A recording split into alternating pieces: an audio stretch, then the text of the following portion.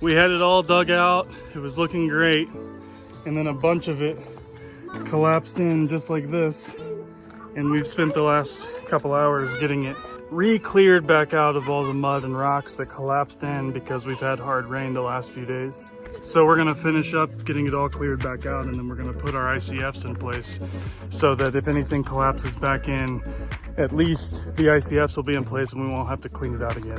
Unfortunately, because my dig depth changed when I was digging out my footer, I wanted to go a little bit further just to make sure that I was keeping the bottom of my footer really below the frost line. Dug a little bit deeper than I was initially intending to do.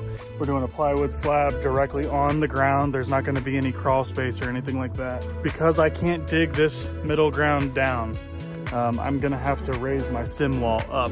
What I'm doing now is unfortunately I'm going to have to buy more ICFs, straight blocks. That might set us back a little bit, but it shouldn't be too bad. Bottom row of ICFs are in. And now I've got rebar that's got to go in, and then I will stack the next row, which is the final row of the ICF on, get the rebar in place there. Make sure that I take measurements for my trenching that I'm going to put in for all my pipes. So while we are close to pouring, I need to cut my rings out so that I can put pipe sleeves in for all of my drainage pipe and my electrical conduit that will be coming into and leaving the house. It's going to drop a total of about 4¼ inches across the span here, because it has to be about 1/4 inch per foot of drop to make sure that all of that drainage goes through the pipes. There'll also be a clean out over here as well.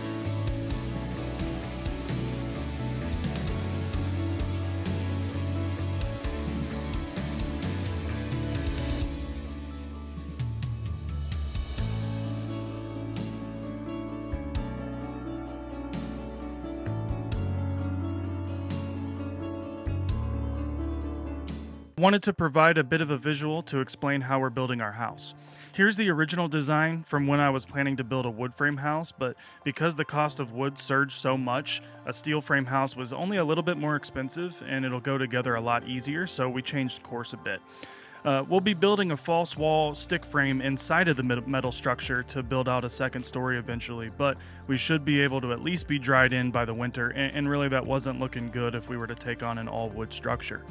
That said, the foundation and plywood slab on grade construction is still really very similar to the original design. I know I mentioned in an earlier video that I had to add an extra layer of ICFs. So the measurements are slightly different than what you're seeing here. But here we have the floor, which will finish directly on top of the interior insulation part of the form and will hit flush against the bottom plate of the wall assembly. If I move these ICFs, you can see how this will be layered in. So first you have our footer, which is 8 inches thick and 20 inches wide. The code requires 6 inches of concrete on either side of the foundation wall. Our foundation wall is 8 inches thick, so 20 inches will give us that 6 inches of extra concrete on both sides of the wall. Inside of the ICFs, we'll have about 24 inches of undisturbed ground, about 10 inches of gravel, the 2 layers of 2-inch foam board insulation, our vapor barrier, and then 2 layers of 3/4 inch tongue and groove plywood. And on top of that, we're currently planning on finishing the floor with a vinyl plank.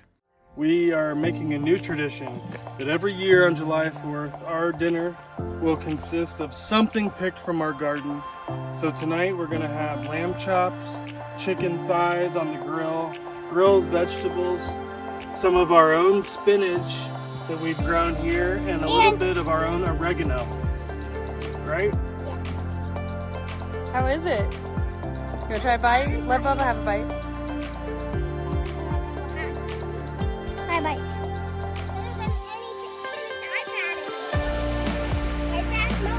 Yeah.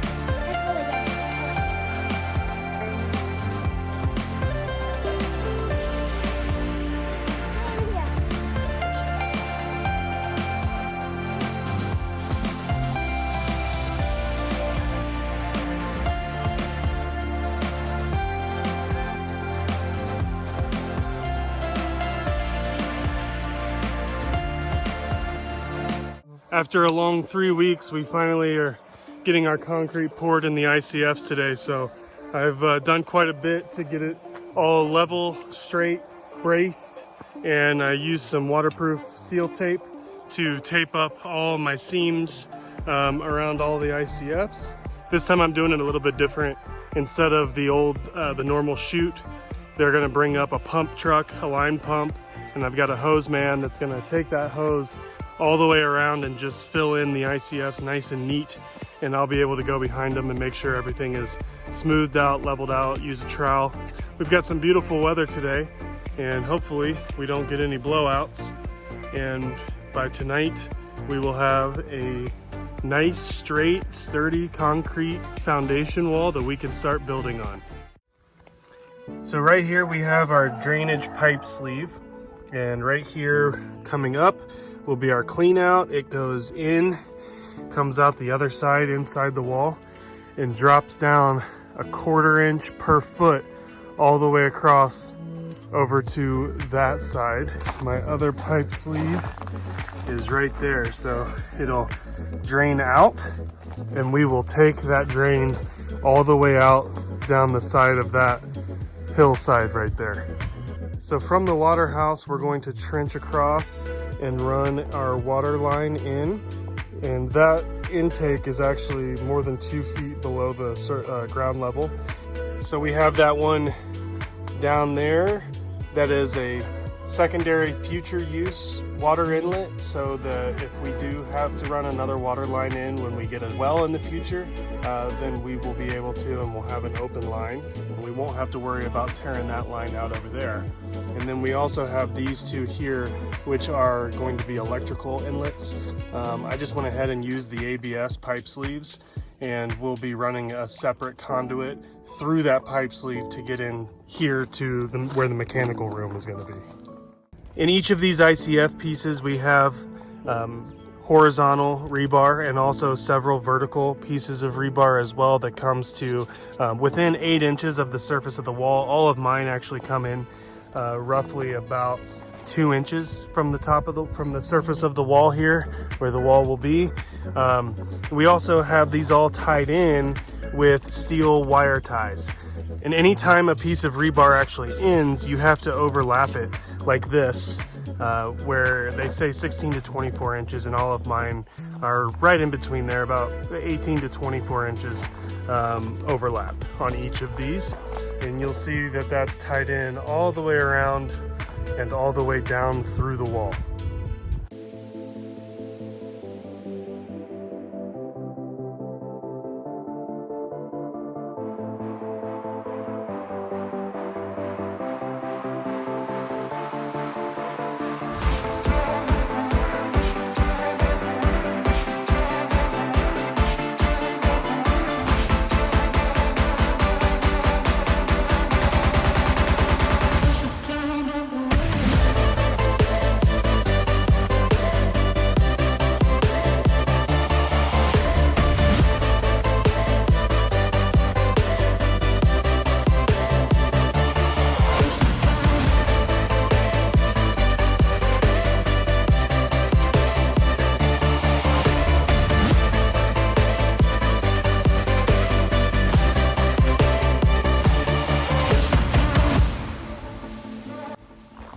Breathing a sigh of relief right now as we finally got these ICFs poured, and they are looking good.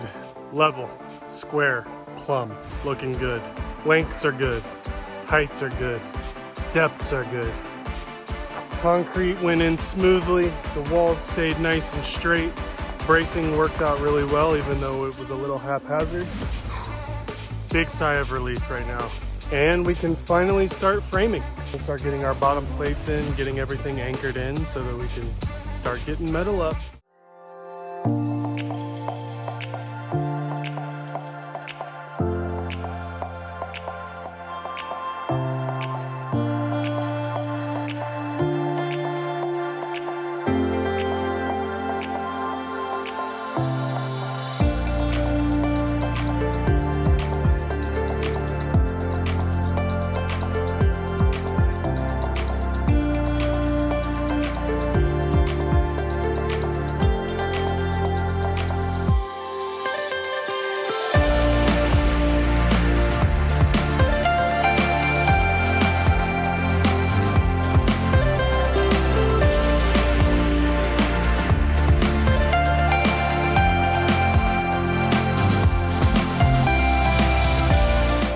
So the next step here was to get all of my base plates down and in order.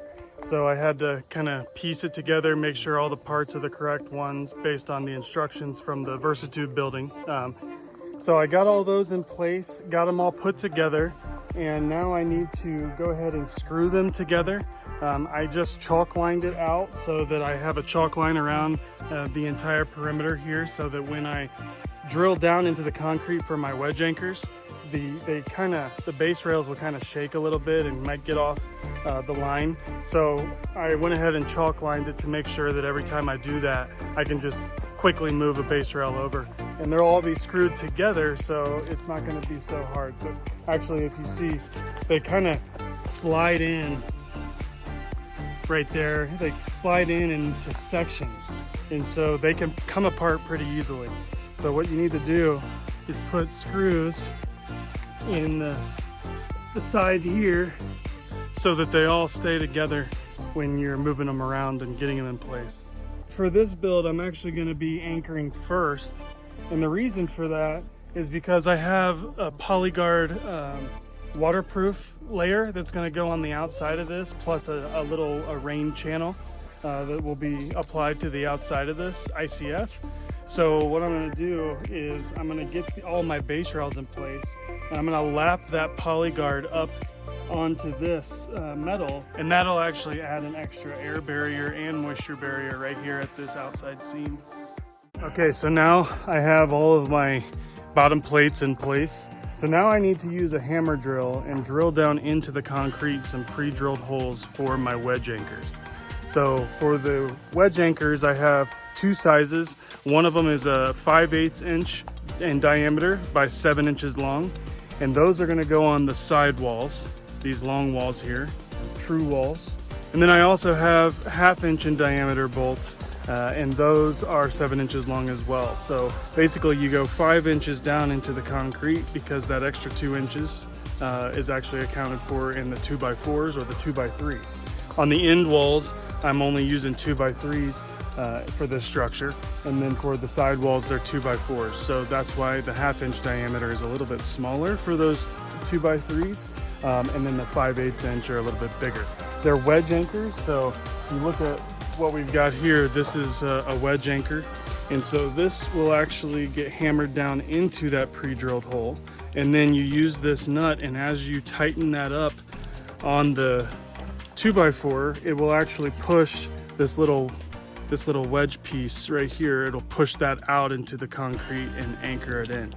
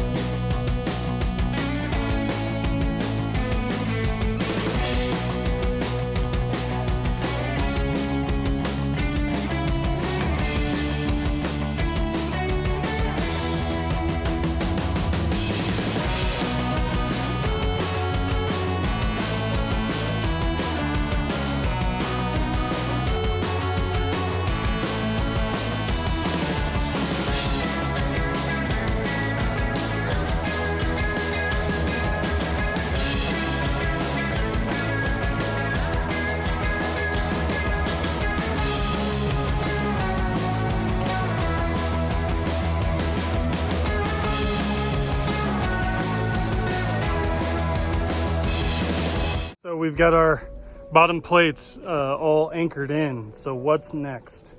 Well, next I need to prime these ICFs with the pink stuff, the PolyGuard pink primer that is there for a product that they call the Polywall. And basically what that is an air and moisture barrier that's a peel and stick. You prime it with this pink glue, essentially. It gets extra tacky. You peel and stick this barrier right on the outside surface of the ICF. And so what Polywall is going to do is really provide an extra bit of protection for moisture and air over time.